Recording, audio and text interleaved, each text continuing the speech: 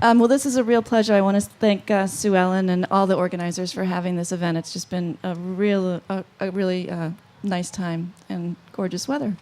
And today is Stephen Satterfield, co-owner and executive chef of the Miller Union restaurant in Atlanta, Georgia.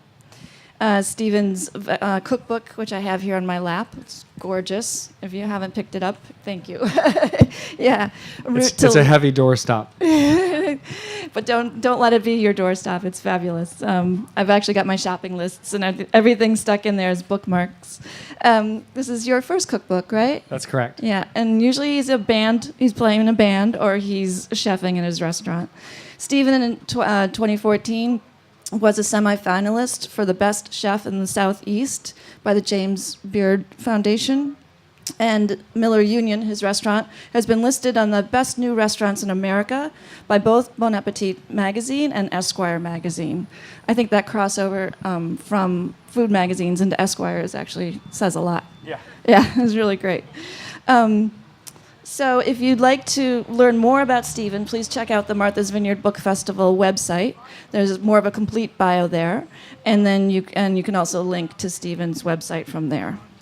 So what we've talked about was we just really want to have a conversation about food. And then we'll open it up to questions.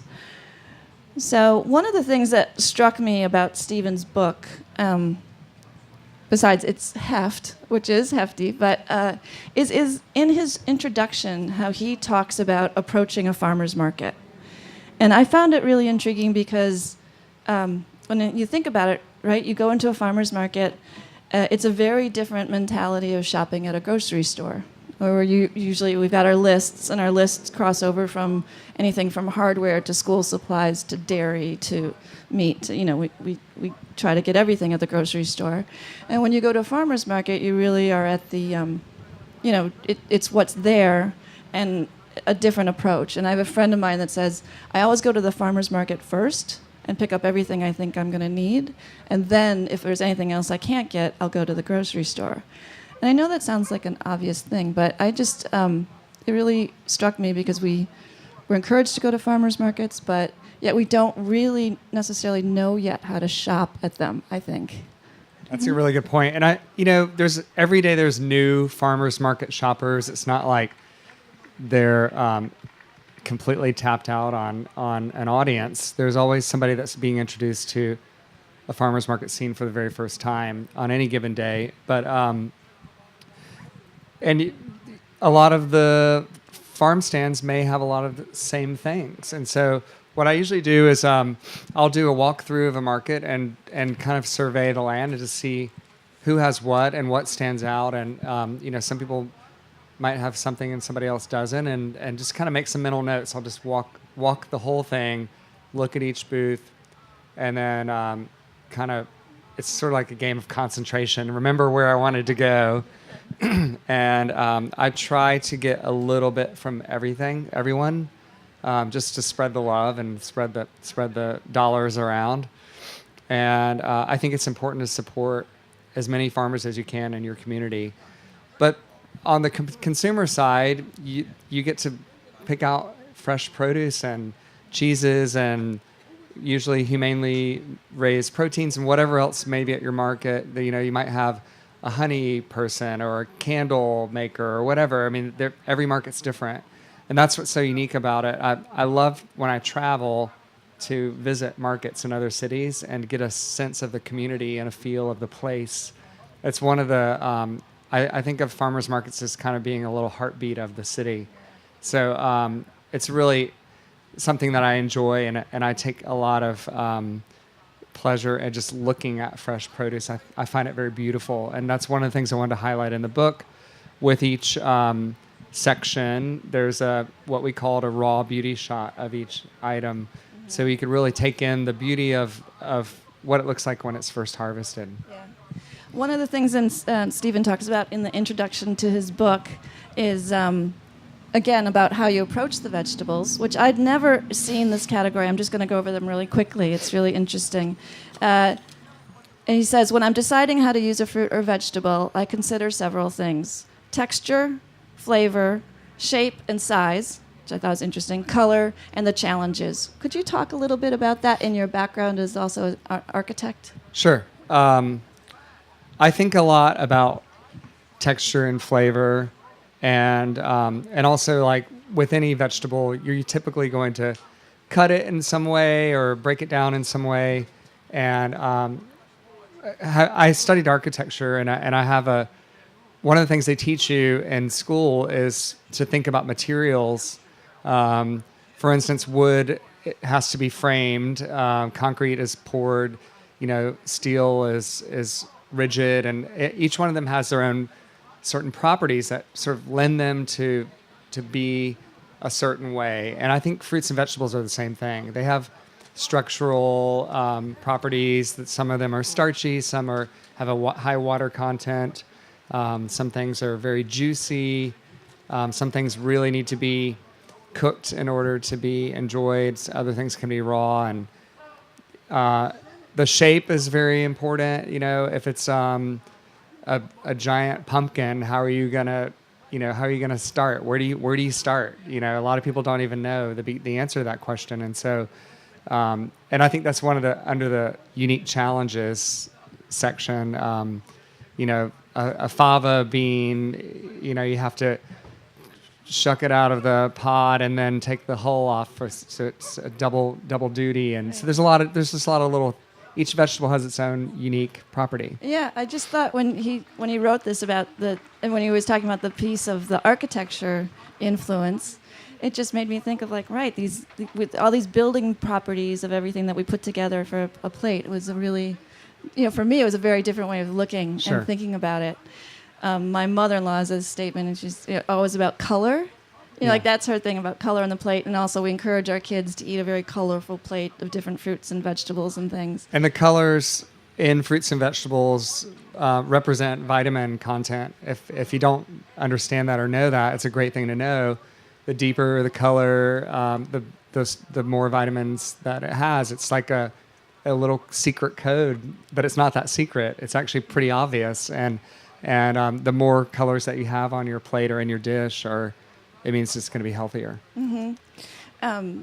Yesterday, Stephen and I had the honor of being on a panel at the Harborview for the book festival, and you brought up a point about food trends or food fads, and it was in the context of talking about farm to table, which is something I think many of us have heard about and get to experience in different communities. And as a restaurateur and now as a cookbook author, could you comment about that farm to table discussion? Sure. I think one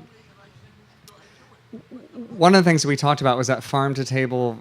The idea of that term, it's kind of too broad because it can be interpreted in many different ways. And I prefer to use the term seasonal cooking, because for me, what we're doing is when you're working in the farm to table context, you're responding to what the farmer is harvesting and interpreting those ingredients into a menu. And so that's what we do on a daily basis at the restaurant.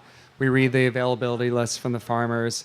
We have probably about 20, 25 different produce farmers that we buy from. And we kind of, again, like I shop at the market, I'm trying to get a little bit from everybody. Mm-hmm.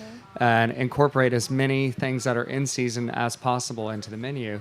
And so as a result, it's a very vegetable-heavy menu with a lot of interesting combinations. But the idea of farm to table, like some people saying that it's a trend, I don't like that word at all, because that means it's going to come and then it's going to leave. And I feel like this is actually a very old idea of cooking with the seasons, living off the land, and responding to the earth's rhythms. And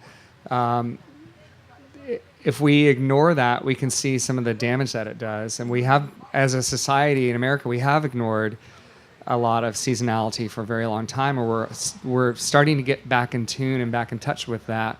Farmers markets are popping up all over the country. People are excited about, fresh, locally grown produce. They want to know where their food comes from. There's a lot of distrust about food in America today, especially factory-based foods. And, I mean, the list goes on and on, antibiotics, GMOs, and blah, blah, blah. But the fact of the matter is there's a simple solution, and it's getting involved in your local food system and responding to that. Yeah, and the idea of the seasonal cooking as it also, or seasonal produce as it affects the nutritional value.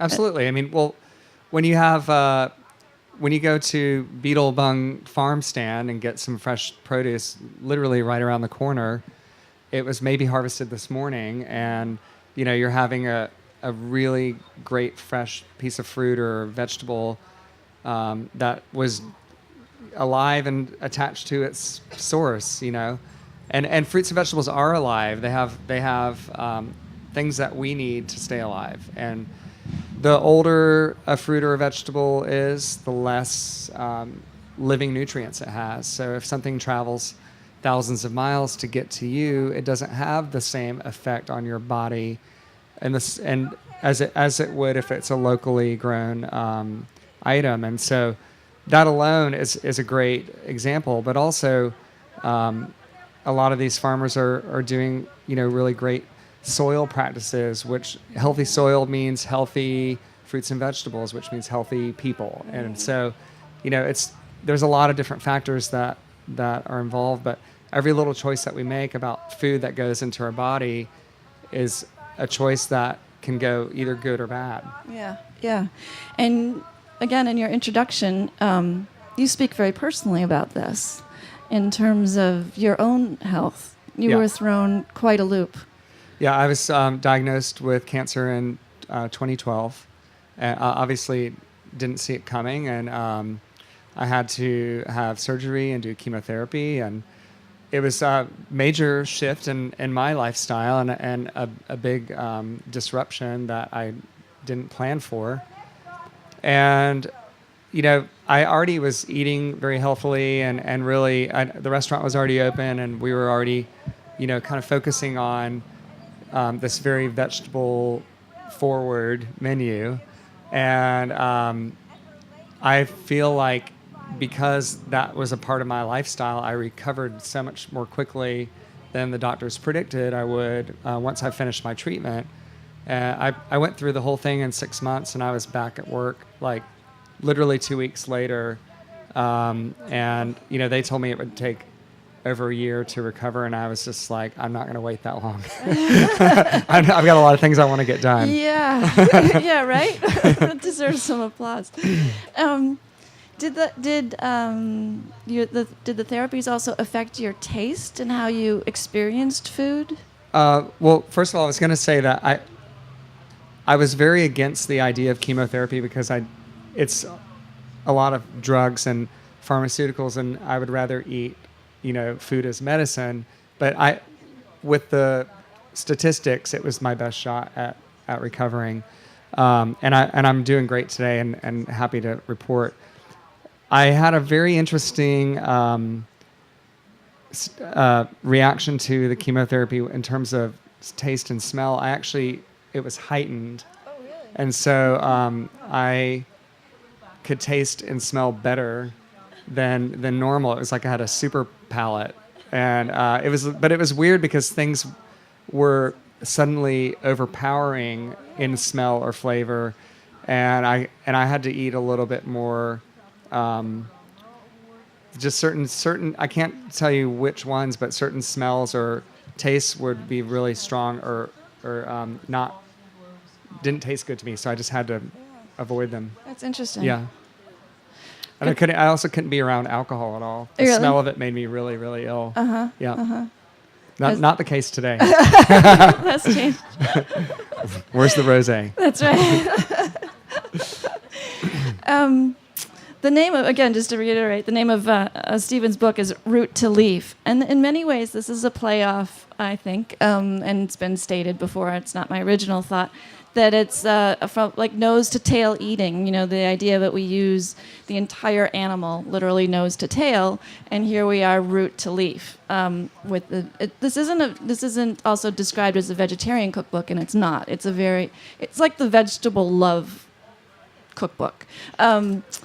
But this idea, I think, also the idea of using the entire plant, I think, fits in to a lot about what's going on in our country today in terms of consumer waste. And we waste a lot of food in this country. I'm just looking at my statistics here. 30 to 40% of our food supply, 30 to 40% of the food that we grow as edible is wasted. That's 20 pounds of food per person per month. And that's according to the World Food Day people. That's a tremendous amount of food waste. And of course the material that gets put into the landfills that creates methane. So this to me seems like a brilliant and delicious way to really use more of the plant. Well, one of the sub themes of the book was trying to use every part of the edible plant in creative ways, and so we started, working on ideas like how to use the stems from greens. Like I have a recipe that involves beets where you buy the beets with the tops, little baby beets, and a lot of people don't even realize that you can eat the beet tops. If they're young and tender, you can have them in a salad. If they're a little bit more mature, you can cook them. But the stems are also edible too, and I do a method. It's very simple, and it makes sense once you hear it.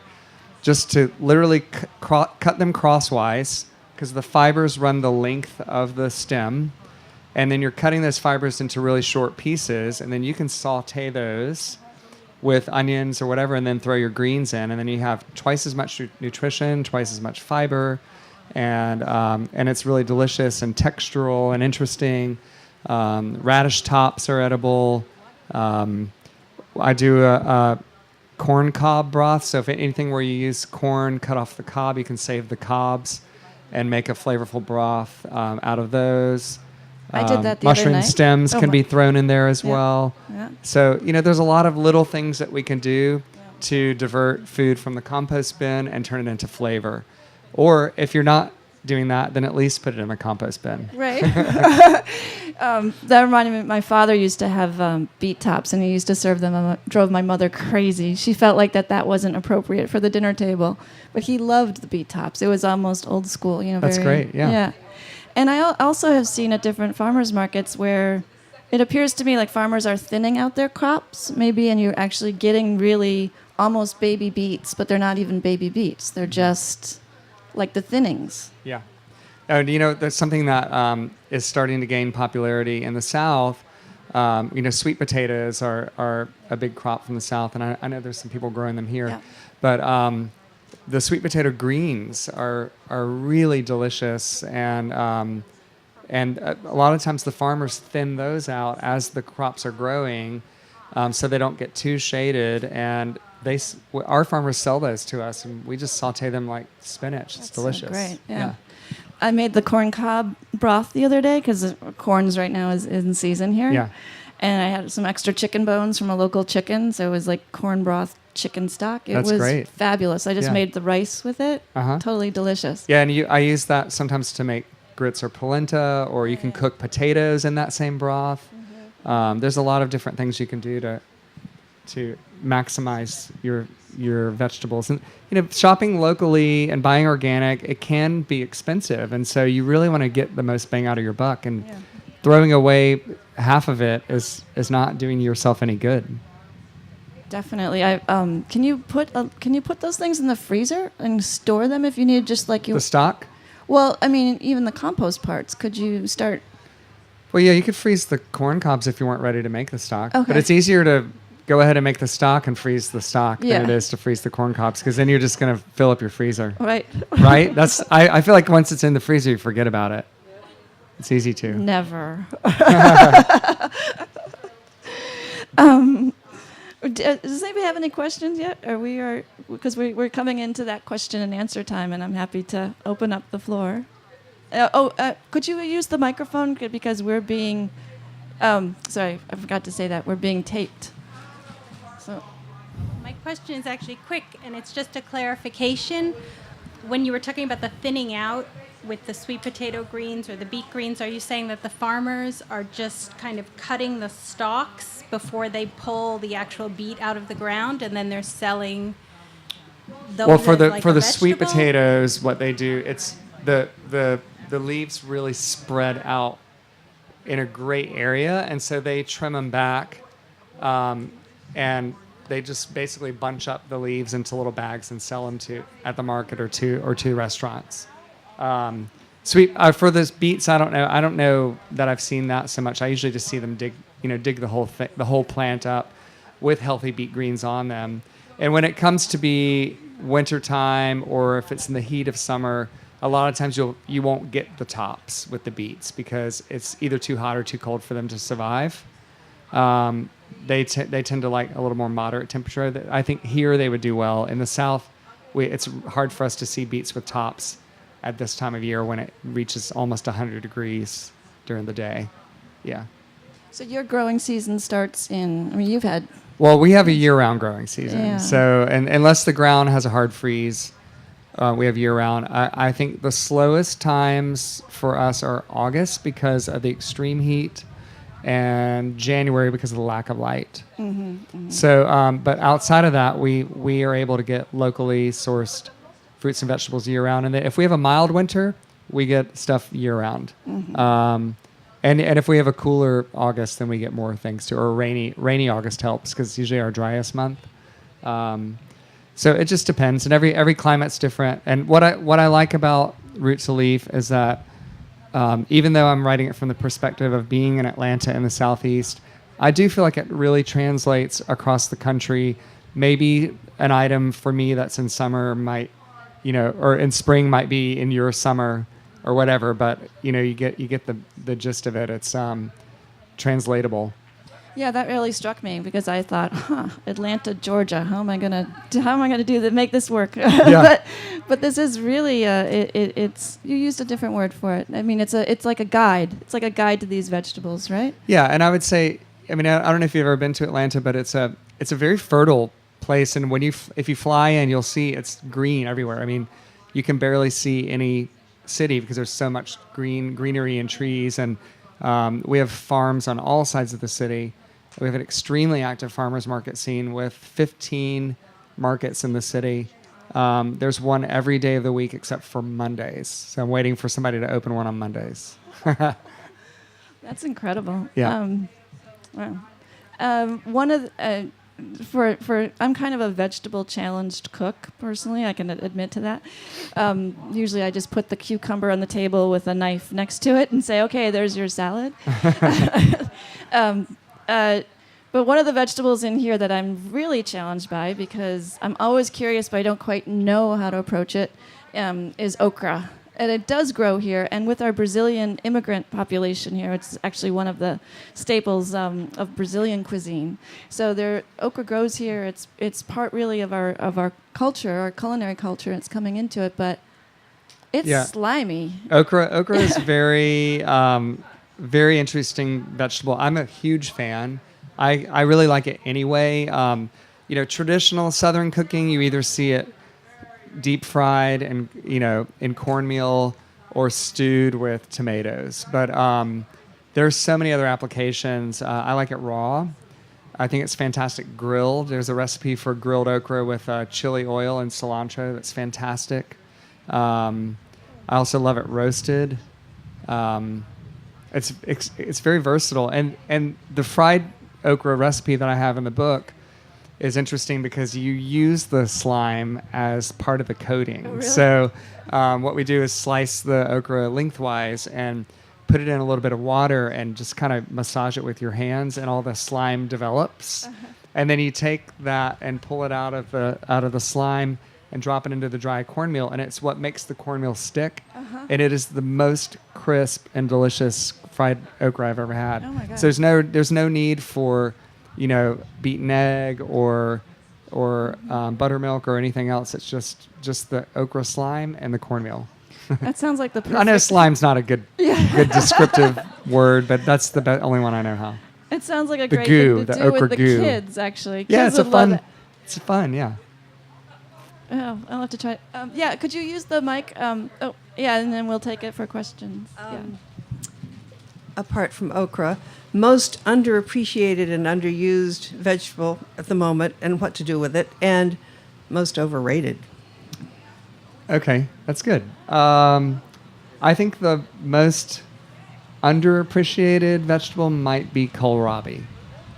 If you know it, if you don't know what that is, it is in the brassica family, which is includes cabbage, broccoli, turnips, and all those things. And it's a bulb that grows above the ground, and so it's one kind of solid sphere with stems and leaves that shoot off the sides. They get quite tall.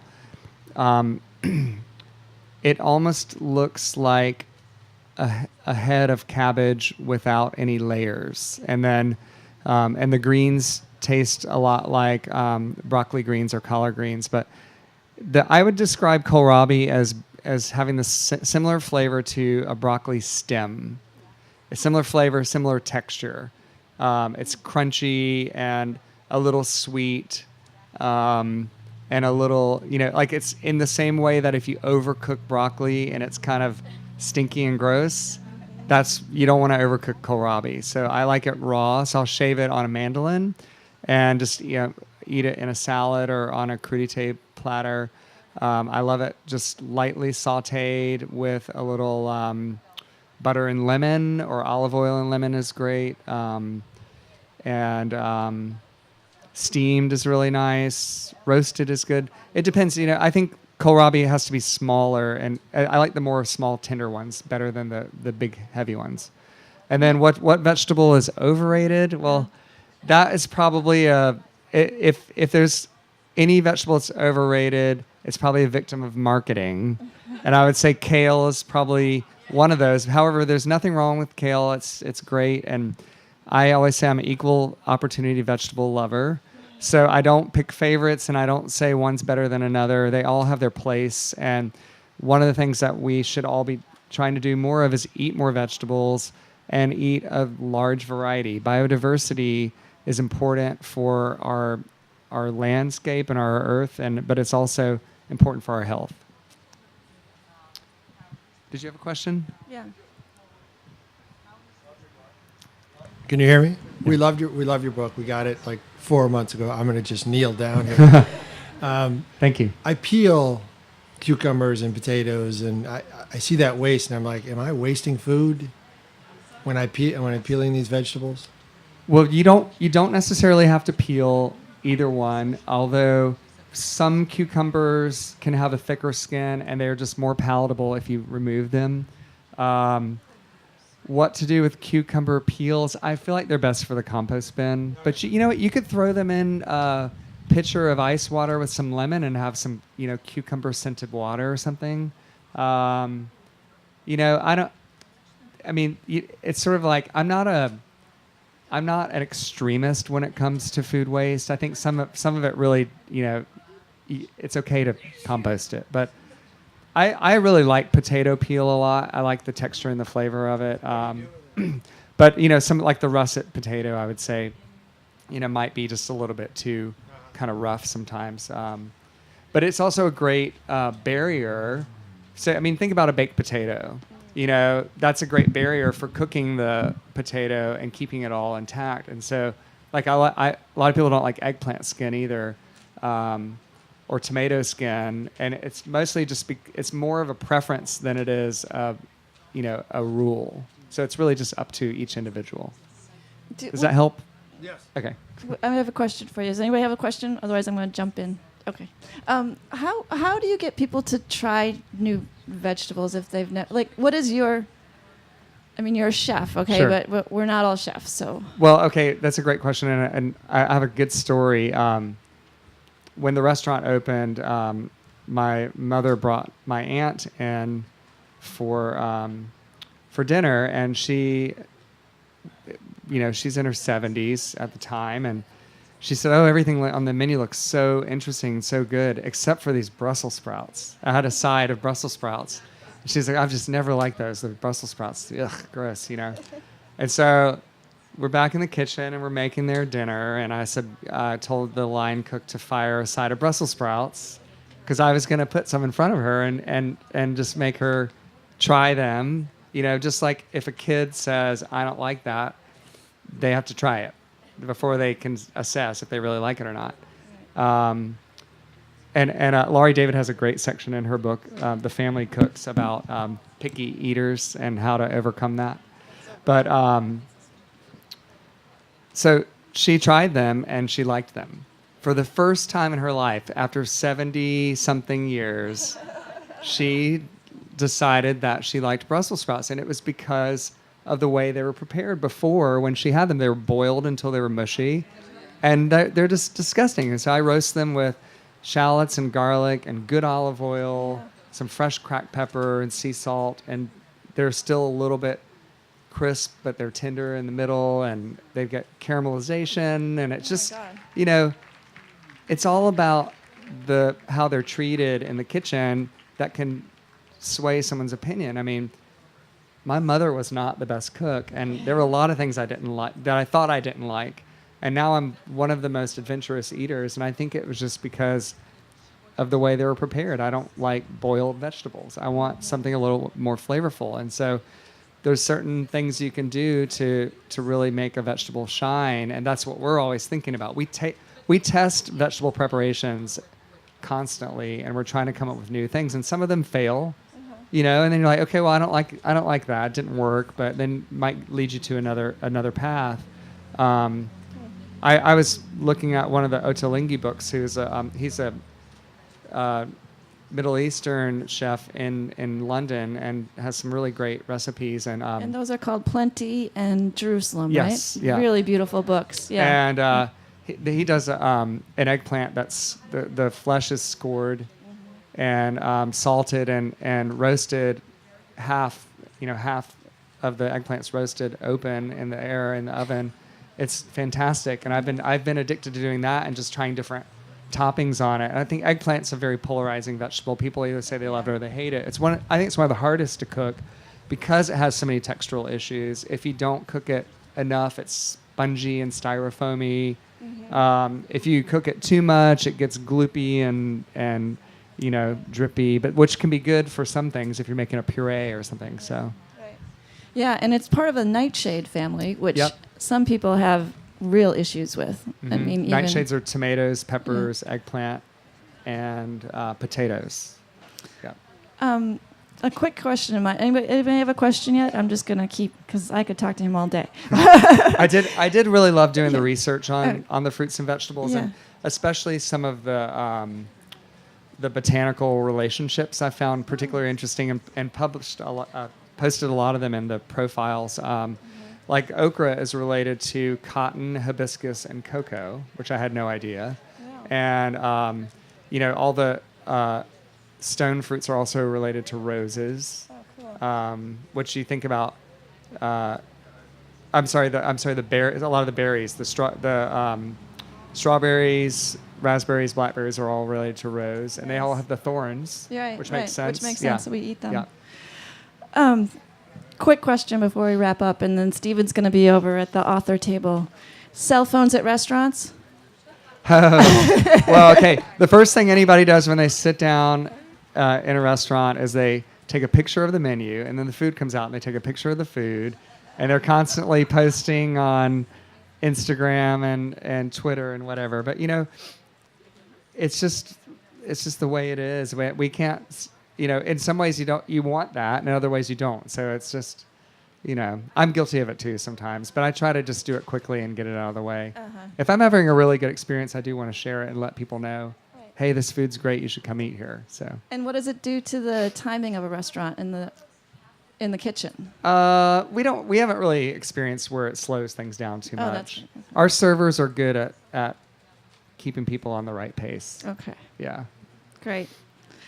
Oh. If you ever come to Atlanta, please stop by Miller Union, my restaurant. It's on the west side, just past Georgia Tech, and we're open 6 days a week. Not closed on Sundays. That's my day off. I'm off today. Thank you so much. Thank you, Stephen. Really pleasure. Route to Leaf. It's over in the...